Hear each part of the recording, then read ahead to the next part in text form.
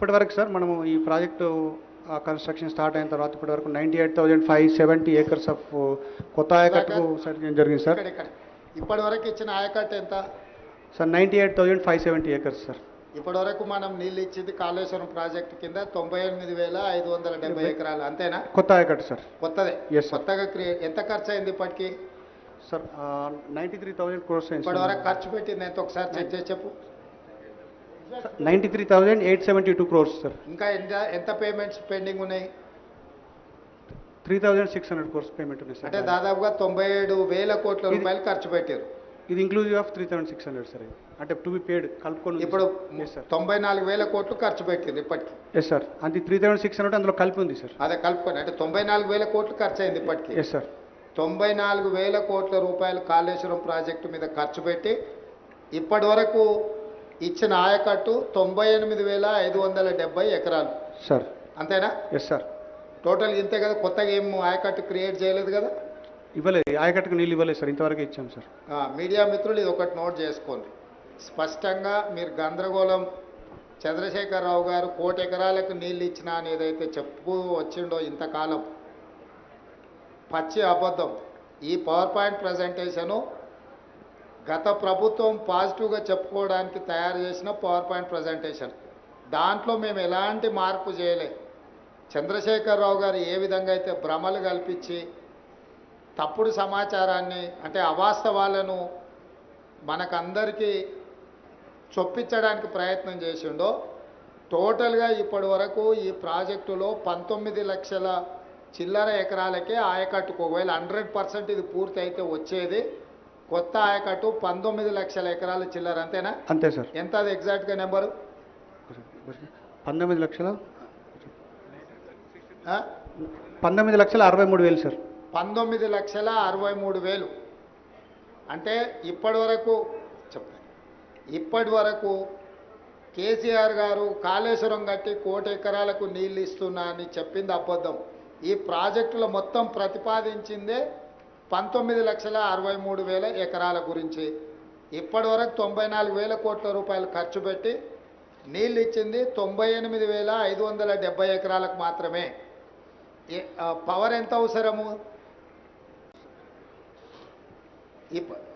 Power bill ఎంత అయింది ఇప్పటికి? 98,000 ఎకరాలకు ఇచ్చారు కదా. కరెంటు బిల్ ఎంత అయింది ఈ కాళేశ్వరం మీద పంపుల లిఫ్ట్కు? సార్ అది మనము పరాణం మనము కన్సాలిడేటెడ్గా పేమెంట్ చేస్తున్నాం సార్ వాళ్ళకి, ఎలక్ట్రిసిటీ బోర్డుకి. సార్ బడ్జెట్లో పరాణం 10,000 crores అని పెట్టి పేమెంట్ చేసి సంవత్సరానికి ఎంత అవుతుంది అని అంచనా ఇచ్చారు. ఇప్పుడు 4,900 చిల్లర మెగావాట్స్ అవసరం ఉంది అన్నారు కదా సార్. ఒక సంవత్సరంలో ఈ పంపులన్నీ పనిచేస్తే మనకు అయ్యే మెయింటెనెన్స్ పవర్ ఛార్జెస్ ఎంత అయితే అయ్యే అంచనా వేసి ఉంటారు కదా సార్. సార్ ఉంది సార్. ఒక్కసారి అది చూసి చెప్పండి. 10,000 కోట్ల పైన అవుతుంది అన్నది. 10,500. మీడియా మిత్రులు అర్థం చేసుకోవాల్సింది కేవలం కరెంటు బిల్లులే ప్రతి సంవత్సరం 10,500 కోట్ల రూపాయలు కట్టాలి.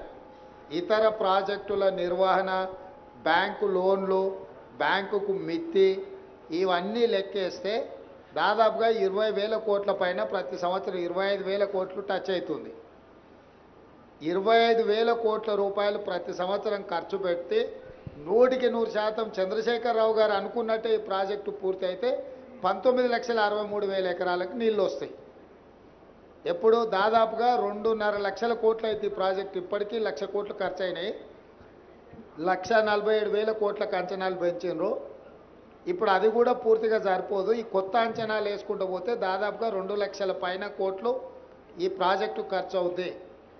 సో ప్రతి సంవత్సరం 2 లక్షల కోట్ల పైన ఖర్చు పెట్టి ప్రతి సంవత్సరం 25,000 కోట్ల రూపాయలు మెయింటెనెన్స్ కింద, మిత్తిల కింద, అప్పుల కింద కట్టి నీళ్ళు ఇస్తే వచ్చేది 19,63,000 ఎకరాలు.